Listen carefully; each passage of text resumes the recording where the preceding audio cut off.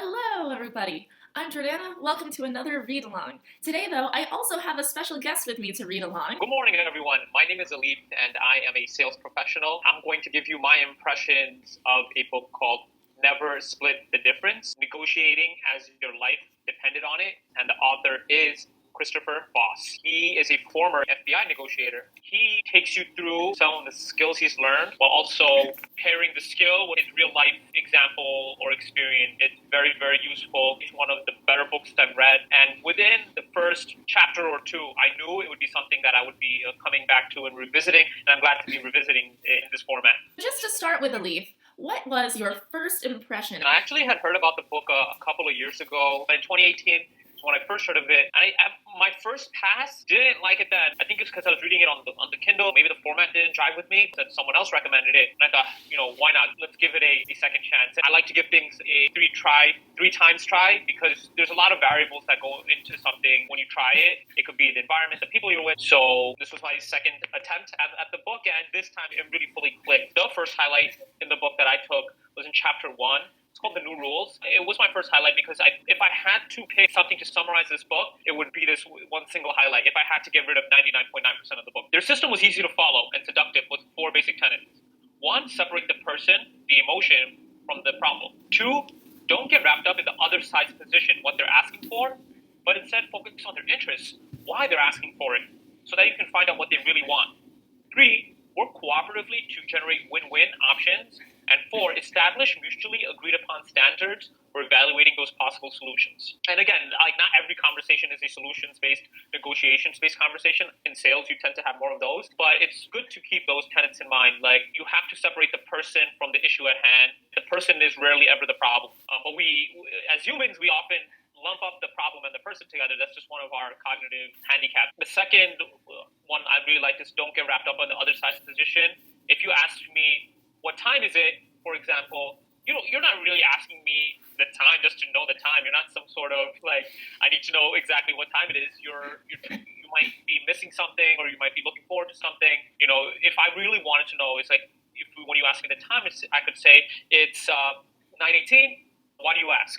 And then you can say, because I will have to catch my bus at 9:30. And I'm like, okay, it's not so much what you ask, is why you ask. And that's actually a big part of the Sandler system, too. Can you give us just a brief overview of what you mean when you say the Sandler system? The Sandler system is probably one of the best life skills I've actually learned. I like it because as kids, we come into the world with a million questions. Why?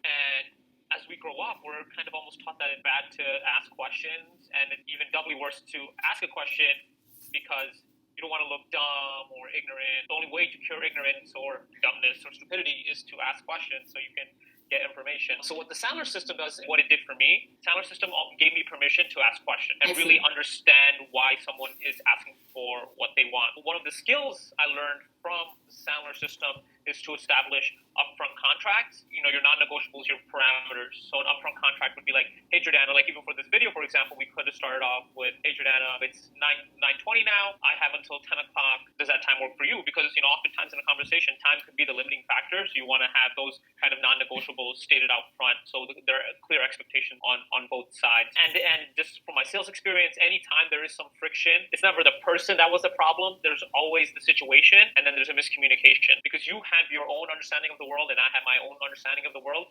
If I for a minute think that my understanding of the world is the same as your understanding of the world, that's me being very egocentric and maybe it's projecting myself onto you. You definitely don't want the same things as I do, and I don't want the same things as you do, right? We're different people. That's where there's could be a lot of friction in any sales conversation. But once you separate that and you really focus in on the problem and the communication, then you can really begin to solve that problem. That sounds like something that is very useful for everyone to learn, even if you're not an FBI agent, a psychologist, or in sales like you are. For example, I'm a teacher. That sounds like an excellent skill set for me to develop. That way I can better reach my students. But this is basically something that anyone who talks to anyone should probably learn. That's exactly right. You're a sales professional too, right? You just have to sell students on why biology is great and why the sciences are great.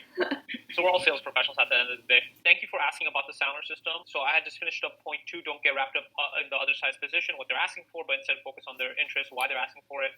So point 3, again, is working cooperatively to generate win-win options. That's that communication piece that I was talking about. You want to make sure you're discussing having an apples to apples conversation. You don't want to have an apples to an orange conversation. 4, establish mutually agreed upon standards for evaluating those possible solutions. That's also something great that you need in sales. Towards the end of the conversation, once you've decided that this is a solution you're going to go forward with, you need some criteria to judge that, and it has to be mutually agreed upon. If you don't agree upon it, and then when the solution is implemented, you had some expectations, I had some expectations, and then we're going to be like, oh, Jordana lied to me, she didn't do it right. Or you're going to be like, oh, Alif misled me. That's not really the case. The case is that we never agreed upon the standards. That's why we're having a miscommunication problem now. Give us an example of when you've had to implement this with a client that maybe other people who hadn't been familiar with these books would have described as difficult. Couple years ago, we worked with a client with whom we left a bad taste in his mouth. I think it was some sort of invoicing or billing issue. And he also goes into the book too, in Never Split the Difference. You want to get those things that they can use to attack you, your perceived weaknesses out on the table, because then you take away their power. He calls it an accusation audit. Me and my partner, we kind of led with like, hey, last time you worked with us, we kind of left a bad taste in your mouth, but we're here to make amends. So we recently were told that we're going to be managing your account. So before we figured out how to really manage your account, we really wanted to know how not to manage your account and what mistakes we can avoid. He even told us that he didn't want to deal with our company. He was like, I'm washing my hands of this company. We turned an unfriendly into a friendly just by being honest. You'll actually see that the Sandler system and with the accusation audit in Never Split the Difference, those are very helpful to get out up front. It reminds me of that scene from 8 Mile at the very end. The final rap battle. Yeah, exactly. He does the accusation audit too. It turns your Achilles heel into your armor. That's my thing. I've been saying this for so many years. Your greatest strength is often your greatest weakness, and vice versa. Your greatest weakness is often your greatest strength. That's mine, by the way. Don't steal it. Copyright. He says, this is Chris Voss from Never Split the Difference. He says, and when I make a mistake, something that happens a lot, I always acknowledge the other person's anger. I found the phrase, look, I'm an asshole, to be an amazingly effective way to make problems go away. I love that. See, as a teacher, I also try to make sure I apologize and acknowledge when I've done things wrong too. However, in my case, I don't think I should probably preface it with, hey, look, I'm an asshole. That might not go over as well in a school setting. You have to take context, and Chris Voss is an FBI negotiator, so having a bit of a potty mouth isn't the worst thing in the world. And I think it's gotten easier to do so as I've gotten older. But I just have higher self-esteem than when I was younger. And it's weird, the better self-esteem you have, the less seriously you take yourself. I'm okay with admitting when I make a mistake because I have very high self-esteem and I don't take myself too seriously. It's what helped me succeed at what Sun Tzu called the supreme art of war.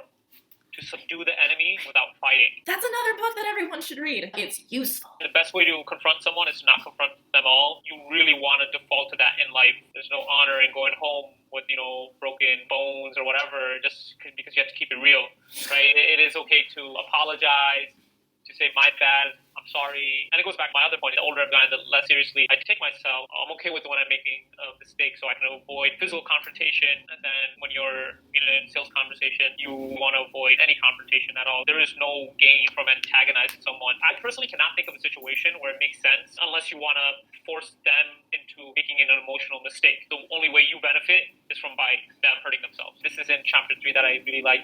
Emotions aren't the obstacles, they are the means. Oftentimes we think emotions are useless. If your amygdala is damaged, you literally lose your decision-making power. And the amygdala is the lizard brain and kind of where you get a lot of your emotional faculties from. If your amygdala is damaged, you could be very logical, but you cannot make a decision. Literally, physically, in our brains, we make decisions based on emotions. And so knowing that, the only logical thing to do is to treat emotions as the way to get stuff done instead of thinking emotions are going to get in the way. Because humans are emotional by nature. Is this an instance of your greatest weakness is your greatest strength? A person's greatest strength is their logical capabilities. But what ends up happening is that they lose out on the social aspects. Even if you have a great idea, if you can't convince others that it's a great idea, then you really don't have a great idea, right? So Right. No one really has control over how they feel. You can't tell someone, don't worry, don't be upset. You never want to tell people how to feel. You want to say, okay, you see more, tell me more about that, because there's a reason you're worried. You're not just worried because you like being worried. No one likes that, right? Or very few people might like it. You can try to train yourself to control the way you respond to emotions and maybe therefore change your emotion with practice. But ultimately, your emotion, how you feel about something is very automatic.